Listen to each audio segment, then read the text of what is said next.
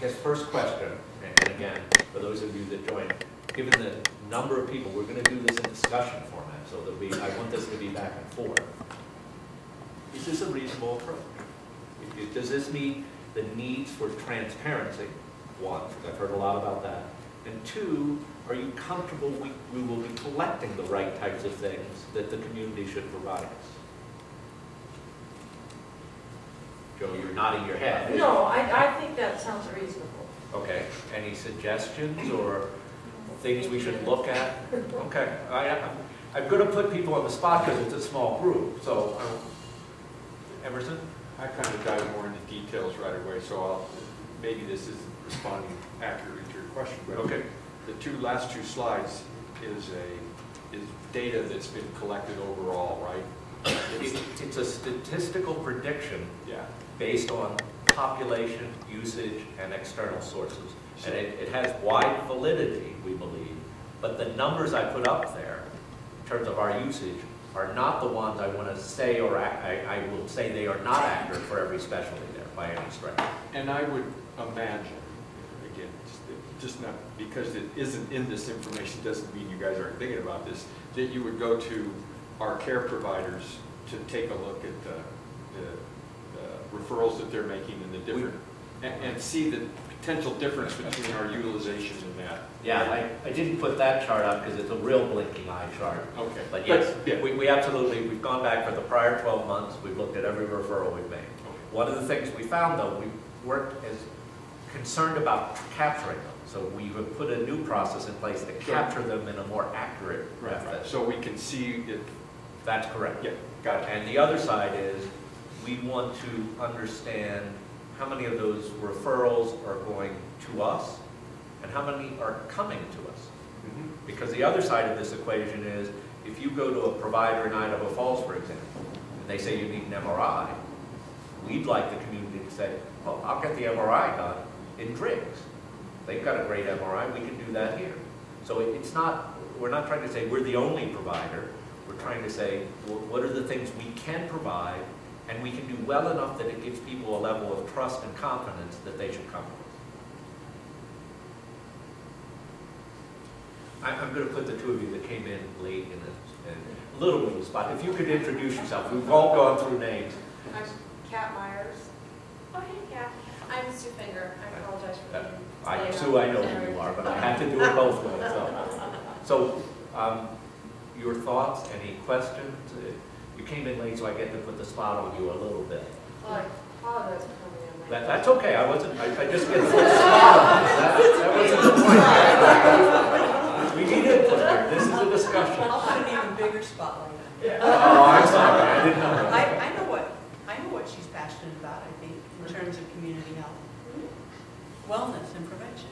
Yeah, that's what I was just thinking about. Thank you, Ann, is prevention. And how does prevention or preventative medicine, I run a weight loss clinic, you know, and thinking about weight loss, but also it's women, it's curves. Right. We talk a lot about pregnancy Right. and care for children and care for mothers and care for pregnant women at the hospital. Especially, there's the new birthing center that just opened up, and what's the actual need? It seems like there's a little bit of a baby boom happening right now. I don't know. But what are the thoughts about that, and especially prevention? I mean, being overweight causes so many problems. We had that raised last night. Now I'll ask the same question I did last night. There's a passive and an aggressive approach to prevention. Yeah. What do you believe the role of the hospital should be in that spectrum? Well, and this is another thing, the last meeting that Ann and I were in here, we talked a little bit about psychology and the need for prevention in that regard. It's behavior modification ultimately when it comes to weight loss. I believe, yes, it's diet, yes, it's exercise, but it's new habits, it's new healthy habits and making those a way of life. A lot of that comes back to psychology. Why are you doing what you're doing? And that comes back to the issue of suicide in our valley. What's going on, you know? And why is that happening, and how could the hospital provide some prevention of that? So how could the hospital do that? Because as you know, the general equation in most businesses is 20% of the population is 80% of your business. Mm-hmm. Chronic disease is a huge healthcare issue in the here, everywhere, right? Yeah. No new news in anything like that. How do we reach out to help that part of the population? What should we be doing to deal with that without overstepping our bounds? Right. Well, one thing that the Cleveland Clinic did is they bought a Curves franchise for their employees. Now, they have 40,000 employees, so it's a little different, but they said, we are a health profession, 60 or 70% of our health professionals are overweight, just like it is nationwide, right? We need to do something about that, and that's how we designed the motivation aspect. So that's something the hospital could do, is create a weight loss center. I know St. John's has done it. They made a lot of money through that. Well, St. John's, if we're talking to them, has a very good wellness program for its staff. We've asked and they've offered, we're going to take parts of that on for our internal staff as well, because wellness is important. And if you don't start with your own group, it's a little hard to go out and, you know, when you said that, Kat, immediately I went like this, okay, you know, I have to. Sure. But wellness is a critical part of it, and it starts at home in terms of that. I agree. It definitely starts at home, but I think it also starts at home in the hospital. Is that what you mean with your employees? Yes, I do. I'm talking about our staff. Absolutely. You know, we should practice what we preach and those types of things. And provide opportunities for your employees to do that. Right. You know, I think that's really important. I also think a big thing that comes up, I was just canvassing the neighborhood over here, and there's a lot of drinking going on. I think there's a lot of drug and alcohol abuse, and I think a lot of it may be the times. I know that my understanding is if someone overdoses or has a problem like that, they're sent to Idaho Falls, you know, but a way to maybe help here in the valley and respond to that, you know, because that's going to change behavior, that's going to change your outlook on life, all of those things. So just to follow up and ask the question, so as we look at care when you're ill versus preventative care, how should we be balancing? And I'll ask someone other than you, Kathy. I mean, should we be looking at in that equation? Should we be putting much more effort on the preventative? I'm actually, I was just thinking about this one too, from the hospital's perspective. Do you want them to be competition for the existing businesses that are weight loss? And that's what I'm wondering. I don't think the hospital should necessarily, I'm a numbers guy too, I don't think there's profit in necessarily putting your eggs in preventative medicine. For a smaller hospital, we need to take care of cuts, bruises, breaks, and surgeries, and things like that that come through. Preventative medicine is huge, but I don't think we need to put it at competition with, like for example, if yes, we have a hospital that addresses the needs of its employees, and that's huge. We should do that, but should they provide a service for the rest of the community to hey, it's our program for weight loss or something like that? Shouldn't it come from the general public businesses first, outside of the hospital? Well, what if we're stronger together? What if you endorse certain things and say, hey, this is really healthy? You need to lose weight. Why So the not hospital do it gives here? a nod and says, hey, such and such a business is, Yeah, exactly. yeah. And the same, I mean, there are a lot of different fitness enthusiasts in the valley, you know, to say, hey, you need to exercise. This is going to help with your depression, for example. It's going to help with your stress reduction. It's going to help with your weight loss goals, you know. Sue, how about you? Point the spot a little.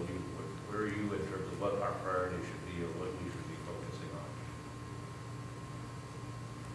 That's a great question.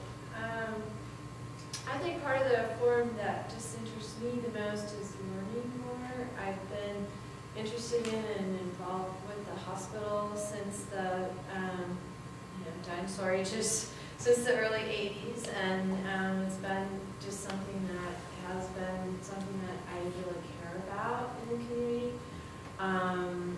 And I feel like I don't maybe have enough information, because I do realize that the environment of rural healthcare and the ability to keep and remain financially viable is a moving target, and it has always been a moving target. I think the one thing historically about our hospital since it started, so many years, was it 70 years ago, it always has had that community component, and I think that it does have a lot of community support. People are passionate about it, and I think that is what's made the foundation successful. And I guess for me, like, just finding a way to keep it viable and also communicate with the public so that, like, for myself, like, I just want to help in any way I can, but I don't know enough about what your realities are right now. And so I want solutions that are realistic within the scope of the business that you need to do to keep your employees and keep the services and keep the dogs and keep the vital health here, healthcare here. I think it just, the hospital, Teton Valley Hospital has been like the heart of healthcare in our community for, is it 70 years? It's about 72 now. Yeah, and that is like huge, and when we go back to the history and look at what kept us, our heart pumping in all of our ups, like ups and downs are, I think, part of the environment. And sometimes the public doesn't understand that, because, you know, we've almost died like a bunch of times, and then come back. And so, you know, giving ourselves CPR. And so We need to maybe change the metaphor. I know. Somebody looking at the video later is Don't going to focus on be. the video. But my point is, it's just what, like the fusion between the financial, regulatory, and service provision boundaries or box that y'all have to work within to keep this baby going, and the community piece. And when you're working in with all of your realities to make sure that we can keep the community piece vital and going, which was what you're doing with this forum. So I really appreciate you doing this and providing me an opportunity to learn more. That helps. I think we've heard, and Cleve, I'm going to ask you, because Cleve was at last night's presentation, one of the comments that is consistent is learning too. It sounds like part of this, I want to listen, and I want all of us to listen, but it sounds like we also need to have some educational forums. There was one suggested last night on the Affordable Health Care Act. Right. What is it? What does it mean for us? What is known, what isn't known, types of things, that type of discussion. We had also talked about internally, and I want to raise with the group, we also thought of maybe doing some types of sessions that are focused sessions. So we might have one on seniors. We might have one on pediatrics. Maybe we do have one on chronic illnesses. To maybe bring what I'll call birds of a feather together for a more associative discussion of specific issues. Because we're trying now to reach out geographically, we're trying to reach out broadly, but it probably would help also to build those affinity groups and understand what their views are, because an affinity group may say a bunch of different things if they're together as opposed to an open forum. So looking at least those types of affinity groups as another mechanism. Because again, I hear what you're saying, Sue, and I think we really do need to start reaching out the other way. But right now I'm about listening more than teaching. Because what I heard the community say is you're not listening to us enough. You're not asking for our input. And right now I want to make sure we're going the other way. This is mostly listening. Emerson? So when we look at 2015, that's the future, the visions. Right. My own personal belief, and I think that of some number of folks in the community, is the here and now that has to do, for me, around trust, transparency, and disclosure. Right. So I fully believe and support the engagement of us moving forward and what are our needs as a community and how to best provide the needs and find that out through this kind of dialogue. I think that's a great way to do it. Okay. So myself personally, And I think the process that's going on here has a whole bunch to do about trust at a bigger level. I agree. Trust with the leaders of the community, both the Board of County Commissioners and the Board of the hospital. And in a time of significant change that's happened, particularly around folks that have left the hospital, that were trusted members of the community and leadership at the hospital. So to me, it's about also in this process disclosing and being transparent with what's the operations going on currently in the hospital, and building trust with the community, with the new players in the hospital, you folks included. We have had a number of years of some stabilization and knowledge about those leaders in our hospital, and the parties have changed. You know, so it's going to change again. It's going to be that continuous process. But I think I'm on board with the future. I'm still really not settled in my own mind, and I'm not sure everybody is in the community won't ever get all that settled, but around the here and now and some of those things, so we can move into this partnership and determine our needs in the long run, and build the trust that we have. And so I can see these kinds of things doing that, but I also want to make sure it's just not looking at the future. I think there's still a number of questions from my perspective about our conversion, even though we've signed agreements, the county signed agreements, the lease agreements, and the transfer agreements. That's correct. There's other pieces of this thing still going on, which is the health management, the service agreements. How is this new entity going to conduct itself when it becomes a private, not-for-profit? Right. What's going to be the community's input and dialogue mechanism with the new thing? What's that going to look like? So those are some of the things for me that I need as part of the community to understand as I build and develop trust. I hear what you're saying. I want to make sure, and I can answer many of those things. And some of them are answers with questions back. But I also want to make sure, since we told everybody the focus was on 2015, I want to make sure everybody would spend, because I'm taking people's time here for that. I'm happy to engage with you, Emerson, but I don't want to take the conversation offline with everyone here as well. Well, I appreciate that. We may not have to do that today, but I want to know what that process looks like. Okay. The process looks like we made suggestions in the last board meeting how to conduct TVHC Inc. board meetings. There was a discussion that occurred at the board meeting. When we did the TVHC board meeting, we recessed it and had a TVHC Inc. board meeting into the arcane, but to do this correctly. And in that, we had a discussion on how to conduct TVHC Inc. board meetings. The chairman asked all of us to think about that and report back in the next board meeting or two to make a decision on how to do that.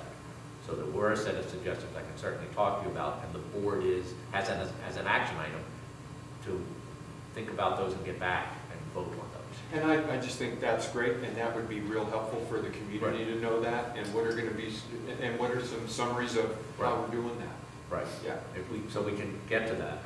In terms of the trust, though, I do want to address, to me, the only way I know to build trust is to build trust through action. I can say whatever I want. The board can say whatever, people can say whatever they want. I think, based on my experience, you have to demonstrate and earn trust. I've gone into a number of different positions in my career, and you start out in a position, hopefully you start out neutral. Sometimes you start out negative in trust. And you have to earn the trust back and earn that through what you do. I don't know of a different way. I can talk a lot, but that, to me, if somebody believes me just because I talk, that's not good. It should be how we deliver health care, what we do as a management team, those types of things are, to me, the way to build trust. We're certainly opening this forum, part because I didn't believe there was trust, and I also don't believe we know what the community wants. in the future. We've been doing meetings, we've been getting there, but we haven't gone as broad, we haven't really focused on it. Here, we're trying to say this is a deliberate focus area to help us get to the future. And it's your future. And you have to participate in it to make it your future. That, to me, is one of the best ways of engagement, because everybody should have a stake in that. I mean, it's hard to get meetings with people, it's hard to get people's time, and I understand that. I certainly do, but still, we need to go through this process. We need to ask and get as much input as we can based on that. And I think to the extent we execute on that, then, you know, if we hold 10 meetings and we develop a vision that has nothing, and people say, wait a minute, that was never said in the meeting, that's not building trust. But if we come back and say, here are all the things we heard, and here's what we think we can do with each of them. Something, maybe we heard you, we understand the need, we don't think we can do it, and here's why. That level of discussion to me is the mechanism that we should be enforcing as, you know, the hospital and the community to build those types of things. Is that? I think that's a very needed mechanism. Okay. I don't think it's the only one. Okay. So others? I think, so I just kind of go back, and I don't want to take up more precious time than we have. There's still issues of contention and issues that the community wants to know about around this conversion, Okay. and around the management agreement. Okay. And that is a component of the trust also. I think the other thing that you've outlined here is a really needed part of that. So I think there's kind of two different pieces of Okay. that. Okay. And that we don't just set our sights, we're moving forward, we're over here, but we also have some stuff that we still need to clarify and Well, how about we do this? We said we're an hour. Can we spend the next 10 minutes on the focus?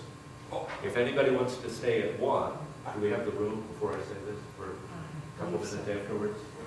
Well, I don't want to commit that we can do this and then the room goes away from us. Yeah. But I I'll find the stay same for a couple focus. minutes afterwards to talk about that. Yeah. Is that reasonable? Because I want to bring us back. And this is going to come up at every meeting. So I don't want to avoid it, but I also don't want to miss what we're trying to focus on. So Cleve, can I put you on the spot from last night? Any thoughts, any changes, any things you want to suggest? Well, And I will tell your wife that I put you on the spot and asked you to speak, that you didn't do this on your own. yeah, I don't know if I can handle another night with the chickens, but I really came here tonight with the intention of today with being quiet and keeping my mouth shut.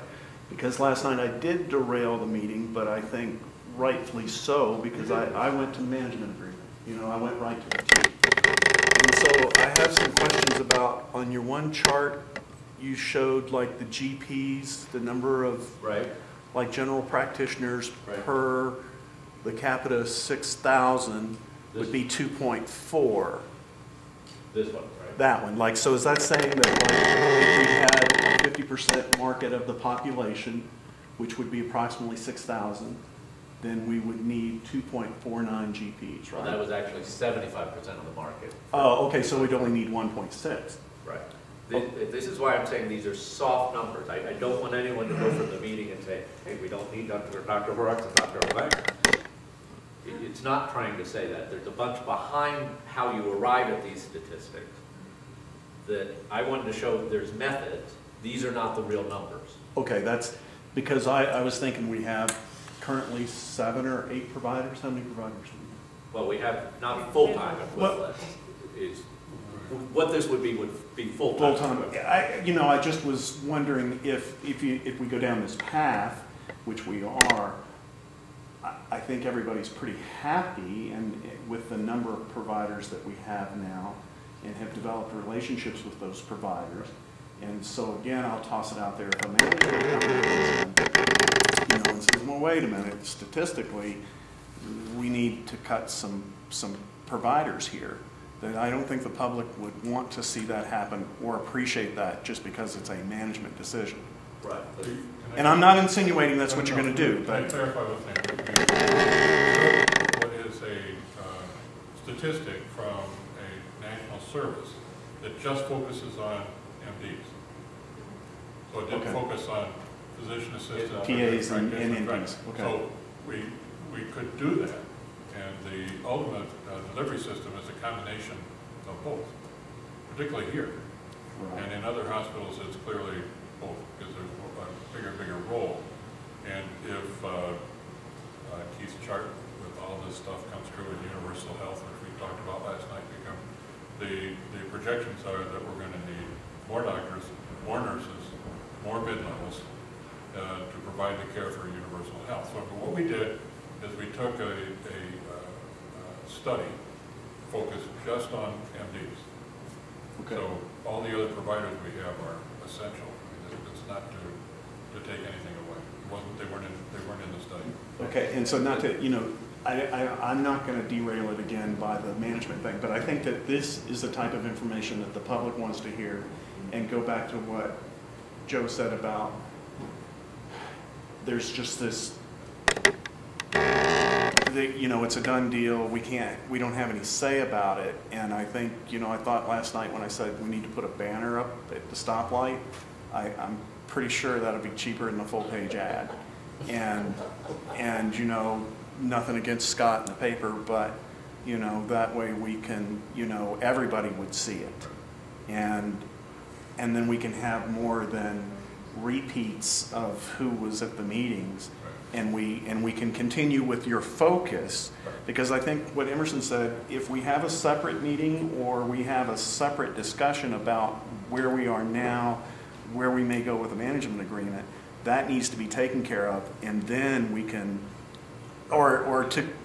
together we can move to what we want to see as a healthcare, what we want to do. And you know, last night I just said, you know, in 10 years I'll have a heart attack, so I want to make sure that I'm going to have a hospital here, that I have a lab here, that I have somebody that's going to be able to, you know, get me stable and send me to Ermac or wherever.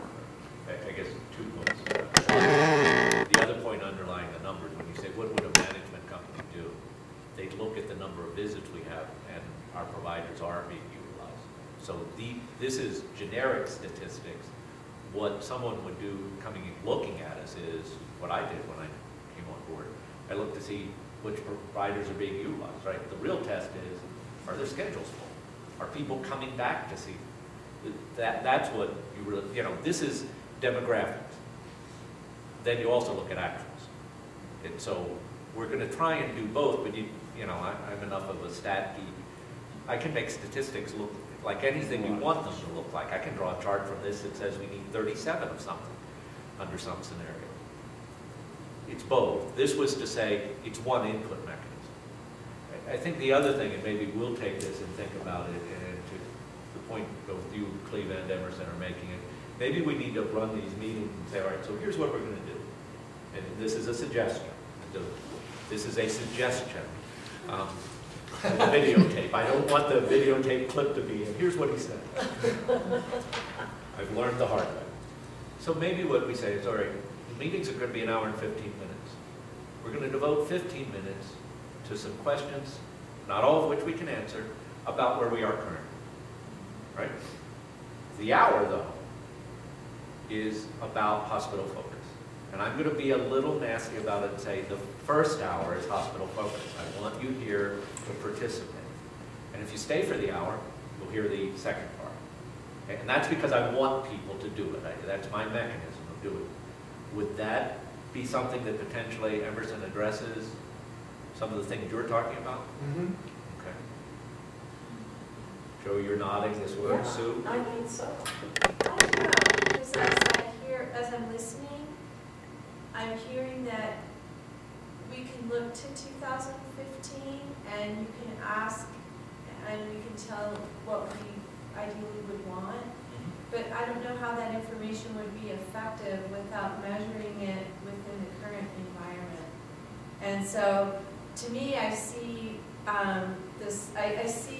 I hear you, Right. and I hear what you're saying is we don't want to come in and take these forms and take 60 minutes to plow old ground, so to Right. speak, with the controversy. Right. We want to move forward in a positive way.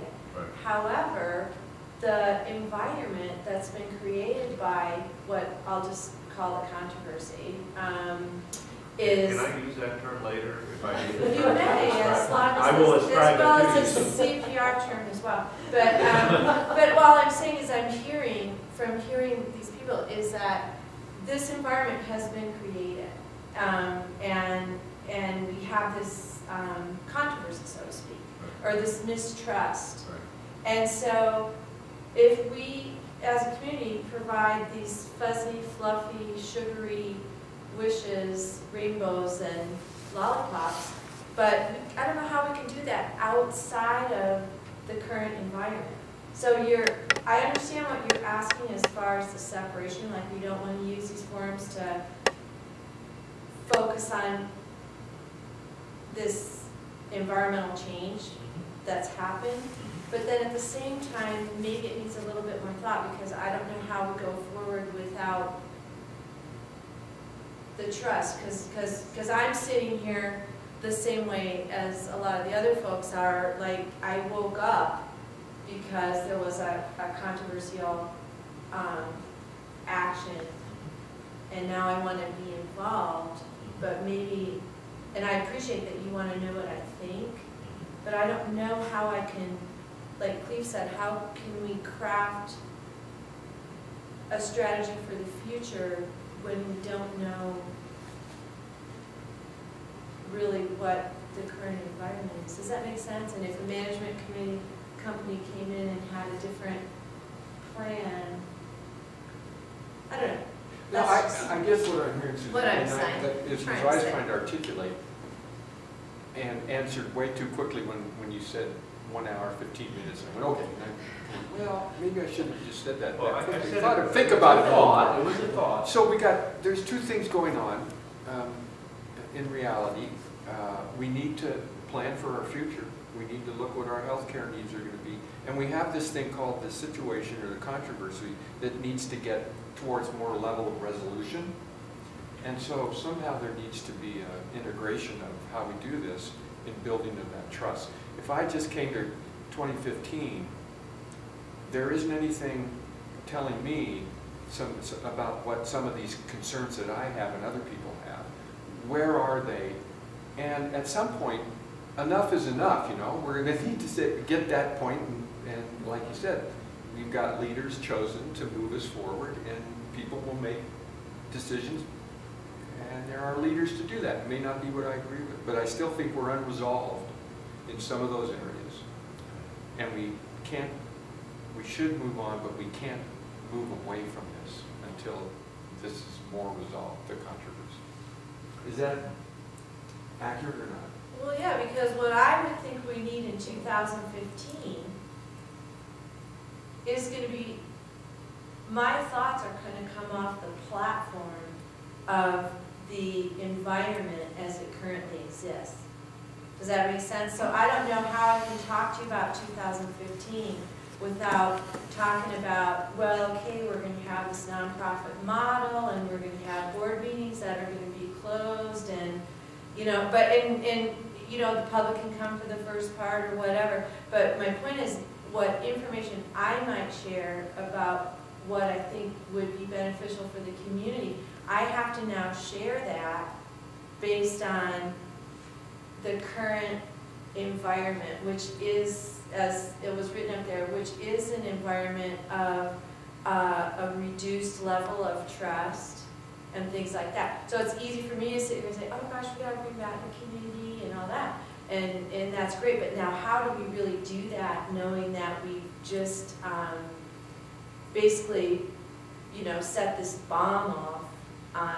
I prefer controversy. I really did prefer controversy. But anyway, so, enough said.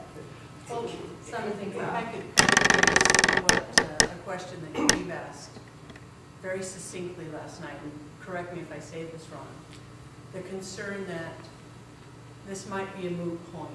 People feeling that they're sitting here, they're giving us ideas on where they want to be by 2015, but would a health services management agreement, would that entity just come in and say, well, no, we don't want to do any of that?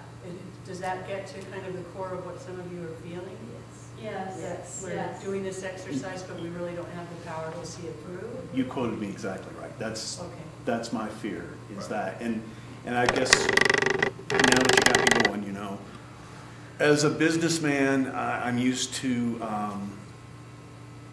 responding to RFPs, a request for a proposal. And then if I'm lucky enough to get chosen, usually they'll choose 3 to 5 companies or whatever, and you get up and you make a presentation to the entity that's going to hire you. I realize that elected officials have appointed board members, and that's essentially their job, and we have to put the trust that our county commissioners that we voted or whatever have you know, intelligently selected these folks, and so therefore we have to trust that they'll make the right decisions. Maybe another thing to toss out there, and I think the public would be pretty pleased in this, is if, just like when we interviewed for the CEO position that Virgil got, we had public meetings and we heard from each individual candidate. And people were able to ask him questions, and he was able to respond of, you know, what do you think about this? What do you think about that? I remember at the time I asked the candidate from Oregon, we had just cut OBGYN, and I said, I understand why we did it, but are you willing to back that up and communicate that to the public and stand behind that decision so that the hospital can move forward financially? So maybe we can go that kind of route, or is that an impossible route to go? I don't know that's the route. What I do want to point out, though, is the advantage of doing the vision is anybody looking at an affiliation with us would view that as something very valuable. Because if they're really looking to manage, help us, pick your verb, the more we've articulated what we need, the better off everyone's going to be. Because if somebody's looking to make this profitable, they want to know what works in the community. And to the extent we move this process forward as reasonably expedient manner, this helps. It's not done in a vacuum because it becomes an input mechanism to whoever we're talking to. Because we can say, okay, so here's what the community said they needed. To me, that says, okay, so you, firm X, can you do this? Do you want to do this? Are you strong in doing this? Could you do some things that the community asked for, but we couldn't figure out how to do independently? The more I'm sort of an information guy, the more we have that information is power for the community. So I'm not viewing some of it as that dissociated. I'm viewing it as a real benefit to get this information out there. Because anybody looking at us would see, hey, okay, they went and did this. They're really moving us forward. And if I can't do what the community needs, I got to rethink this. Right. And So I think it's not an either or, it's an and both. Okay. And we need to do both of those at the same time. So you may be a little more concrete than me. I don't know, I'm not sure, but if there's these two things we need to do, the here and now Right. with the controversy as well as the vision, how can we have semi-permeable membranes between those so we're taking care of both of those? And there's space to do that. To go back to Cleve's example, meetings that we're having here help formulate an RFP, a request for a proposal, which then in turn helps select which of the potential affiliations we'd have, one or many, to fill out the vision. So some people would look at the RFP and say, I don't qualify. Wouldn't submit a proposal. Others would come in focused on the proposal. Here's what you want, here's how I give it to you. And I'm the best one to do it. So the membrane I think you're talking about, or the fiber that pulls it together, is the participation in what are we looking for in terms of an affiliation or support to get the things that this community needs. You know? And last night, the emergency room, we spent a lot of time on the ER, if you recall, and personal stories and so forth. And whatever happens, we have to have an ER. Got it. So whoever's looking at it, the proposal says that's what we need. And more of that kind of input gets us to a agreement that fulfills the wishes of the community, and that the meetings we're having right now help us figure out what do we put in. You must apply this or you must do this. And as Keith said, help us with some of these things that we're not able to do ourselves. At the moment, if someone were to ask me the 10 things we needed the most in an affiliation, I'm not sure I could list the right 10. And I think that's critical to have. I should be able to articulate the 10 things the community needs most in an affiliation. And I can list a set of things. I can certainly list more than 10. But I want to get to the point of knowing what that consensus is and what the discussion has been around. And back to my point, because there are things we can't do independently that we can with an affiliation. So I think we're going to see things coming out of these meetings that community wants us. And we're going to come back as a management team saying, we don't know how to deliver this right now. We would have to have an affiliation, or we would have to do something different to make this work. And I think that's a reasonable thing to come back to the community with. Then, it builds together. So I would challenge you a little bit, Sue, that in terms of, for instance, where the permeable membrane, where we are today is providing the same services we provided when Virgil was here. Where we're going to be January 2nd is going to be providing those same services. We're not trying to change the service model as a result of organizational change. Now, we are trying to grow, we've always been trying to grow and do things and all that, but the model itself is not, the reason for the model is not the organizational entity. Whether we're county-owned, private-owned, whatever, the service model should be based on the needs of the community. The organizational entity may help hurt in terms of, or tell you how to achieve that, but it's not the determining factor. I don't see, January 2nd, I don't see like we're going to, okay, good news, we're going to have OB, we won't have an ER, we're not going to do those types of things. January 2nd is going to be the same as January 1st. Hopefully a little quieter in the hospital, but different issue on that. Emerson? So if I've been sick and haven't understood, I apologize. And so here's my, this focus piece is getting at those services we need. So we can articulate, this is kind of basically what I'm hearing you say, that when we look for partnership through a health management agreement. Through an agreement. I want to, because there may be multiple agreements. I don't Correct. But But that you folks, the board and the administration, is in a place now where it simply is not Bingham Memorial Hospital is going to be our management it company. is simply not Bingham Memorial Hospital going to be our management services company. Okay. We are looking for partnerships that best suit this community and its needs. And if Bingham meets some of those and somebody else meets some of those, we'll do those partnerships.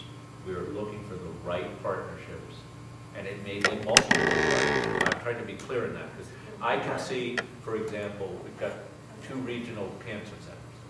Those are the regional cancer center, Fort Smith and Utah. Well, maybe we strike a relationship for cancer with them, right? Because there was a discussion last night that part of what we need to look at is people are very concerned about healthcare and excellence in healthcare. If you're sick with cancer, we asked last night, would you drive 3-5 hours? Yeah, absolutely, no problem, So we don't have, Madison doesn't have the cancer capabilities. Nothing against Madison. They just don't have that Portsmouth or Salt Lake has. So that's why I'm saying there are multiple things in this arrangement that we're looking for. One is management help, right? We have good people, but we're thin, right?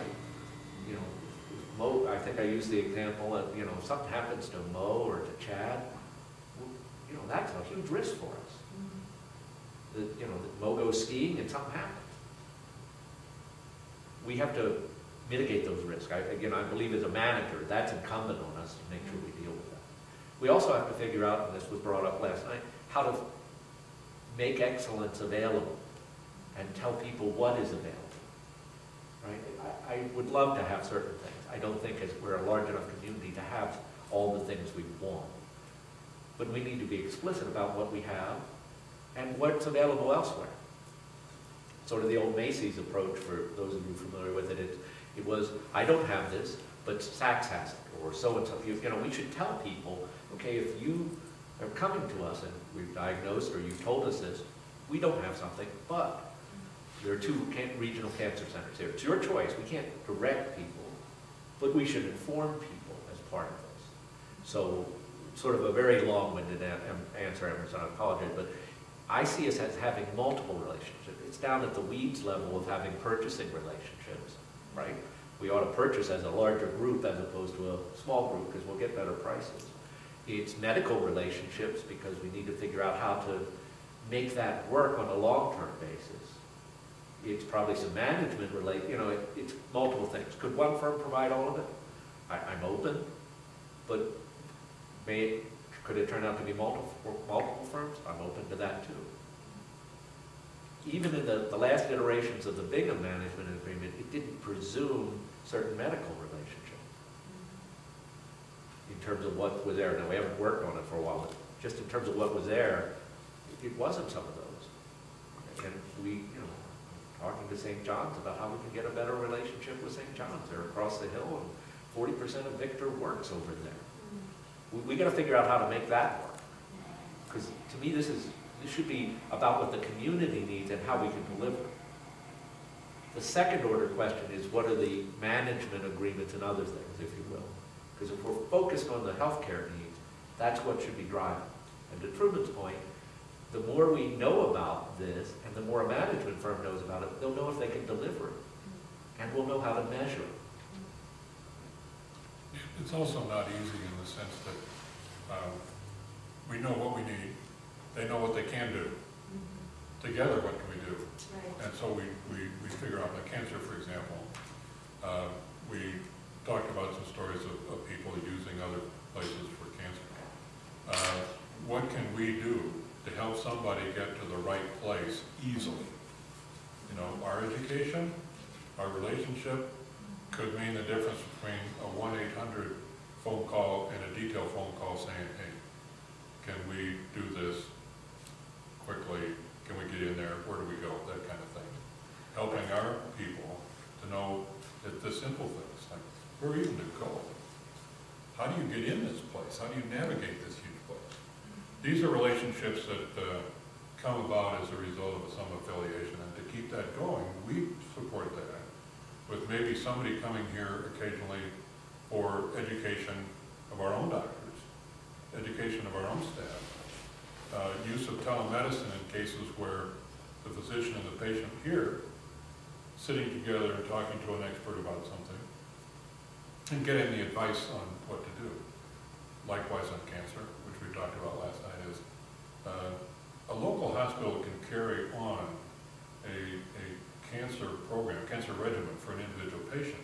If the patient goes to some place that's a ways away, starts it, the protocol is set up, and our people know what they're doing, they can come back here and continue part of that closer to home rather than stay in Salt Lake or in MD Anderson in Houston or something. So there are lots of things. Now that's what an affiliation does.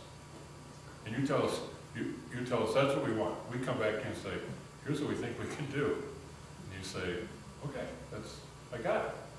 And we explain why we can't hire a cancer oncologist out here full time.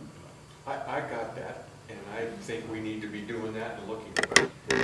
And I interrupt you, Jack, you had a comment.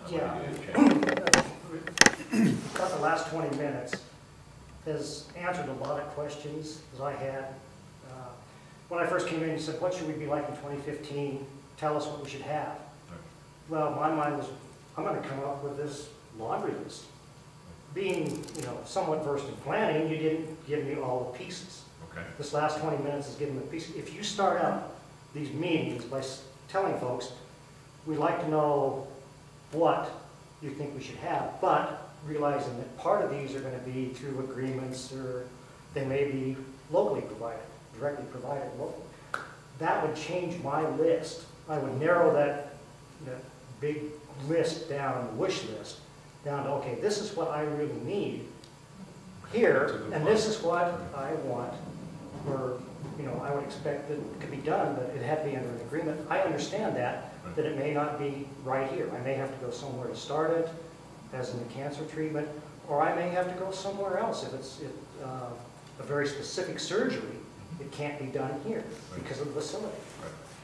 But like I say, not knowing that up front, and you mentioned, you know, maybe 15 minutes at the end, I don't think at the end is going to do it, because people are going to come in with their laundry list, and they're going to go, I just think give them a that's bunch a of good garbage point. they don't need. We probably need to add something to the slide that explicitly says what we're talking about is not just what the hospital could provide, it's what an affiliation could provide, it's what could be provided by other providers in the valley. I mean, we're not trying to say we're everything, but we are trying to collect the needs for everything. And as you said, what really resonates in the last 15 minutes is how can our work towards understanding what the community wants and shopping, so to speak, these affiliates, and how can our work with affiliates bring more services locally. And that, like, all of a sudden, I was like, oh! And it's, to me, I want to thank you for doing that and for having that perspective and taking that on, because I really wasn't clear that that's what you were doing with this information either. And then also, all of a sudden, I felt like my trust level went up, because I was like, oh, wow, you know, they're trying to affiliate, you know, be able to refer us out, but also bring things in with these affiliations, and it really will benefit me, and you'll be able to do it hopefully in a way that benefits the bottom line as well. So it's very clarifying, like Jack said, the last few minutes. So thank you. Well, I think there's a good point that a little more upfront to I put say the we context. leave Like an example on oncology. Some of the topics that have come up in the community assessments have been a higher need for mental health. And that came up last year, and we started offering free mental health counseling every Friday. But it's still a top concern, so that tells us, you know, maybe there's a telemedicine component to that.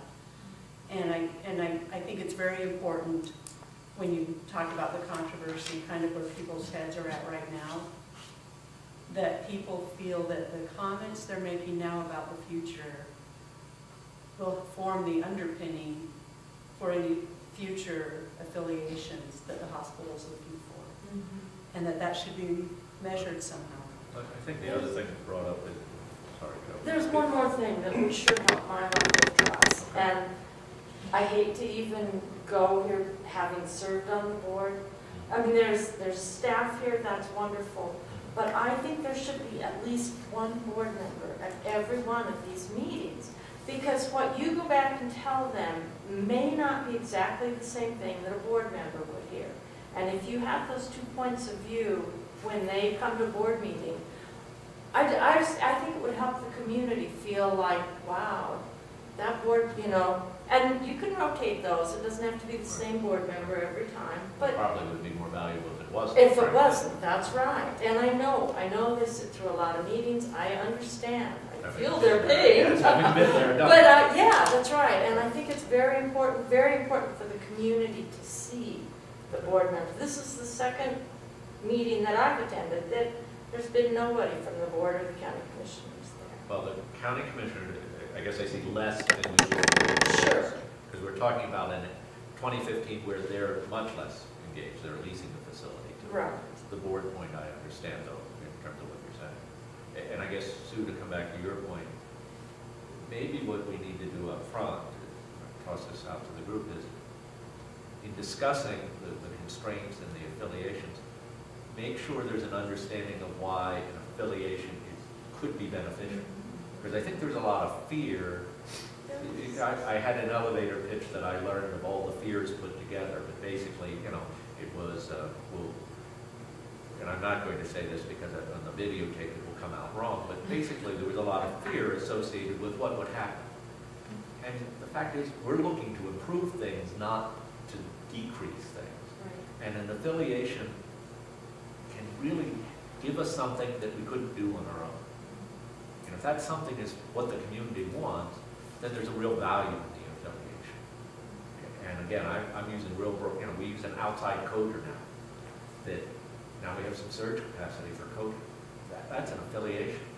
That's a great thing, because we now have some surge capacity in that. Purchasing is an easy one. You know, you go through the list, and each one, everybody says, oh no, good thing, but it's the fear that somebody's gonna take us over, fire half the staff, Right. close down the Staff. hospital, open a garage in the back.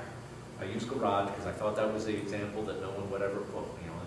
But, you know, those types of, or the fears that are out there. And we want to talk about the good of an affiliation and why we really should be looking at affiliations and have those that benefit the community. We're running, obviously, a little late. I appreciate everybody's time. Can we go about 5 more minutes? Is that reasonable? What you've said really has alleviated some of my fears. And I think that if you could quote what you said a few minutes ago about, you know, not TVN, but the other paper came out with a headline, Bingham still #1, you know, or still first choice, whatever. That's what. I understand, but in fairness, Bingham is a potential choice. Well, I understand Right, that. I'm not denying that at all. No, It's but a people need to potential understand that I think is the big fear is that the decision of what Joe said, it's already been made, so what difference does it make? And now you've said, no, people are coming to us, we're looking at them, and I think that kind of statement will start to ease some tension that is in everybody's mind, because everybody is really kind of focused, and this is me including, and I think a lot of people that I talk to, Bingham, Bingham, Bingham. You know, and so if we can say, well, no, maybe it will be Bingham, but it might be whoever. Or it might be Bingham and. Right, and that's fine. multiple players here. You know, that's fine, but I think that's, right now the perception is that this deal was done, it was done behind closed doors, and the fact that Bingham's already wrapped up and it's already a done deal and nobody can do anything about it. That's the perception. So if you can change that perception, I think everybody will welcome the laundry list that Jack talked about and get more involved in that, because I understand where you're going, Keith, after hearing you 2 nights in a row, and I appreciate that. You know where to go with this focus, and you need that, and that does draw back into the main picture. But we have to alleviate these fears. And right now, everybody just thinks, we'll be Bingham, we'll be driving to Pocatello. You know, and so if you can alleviate those fears, because they did, you know, our chairman, CEO, you know, kind of was quoted in there, and so, and you misquotes happen and occur, and things like that, but if we can get another voice out there to say, hey, wait a minute, you know, we are looking at other people. Well, I hope I've been consistent with that. In the Monday night meeting, I talked about the fact we are talking to other players. I talked openly about the fact that we're doing a very detailed, some will start calling it onerous, methodology to pick an EMR system, because it's a huge investment. We want to make sure we do it right. If Bingham has told us if we don't use McKesson, they don't want to be part of a management. And that's their right to say that, right? Just like another player might come in and make it other constraints on us, right? I'll come in, but only if you use the PDQ system for lab, okay? That's all part of the deal, right, when you look at it. But Bingham said, hey, we aren't going to work with you if you don't use McKesson. We've said, and I'll say it again, we're doing an analysis to determine what systems, because I don't think one will be the only one, but what systems would work for us, and how would they work, and what our equation is to deal with that. If we come up with a straight-up analysis that says, no, we can't work with McKesson because the McKesson system doesn't do some absolute need, right? And we haven't done the analysis, so I don't have an answer. That would be Bingham saying, well, we can't work with you. So we're trying to do analytic steps of what we need as a hospital and what the community needs us to provide. Those should determine what steps we take to make them happen.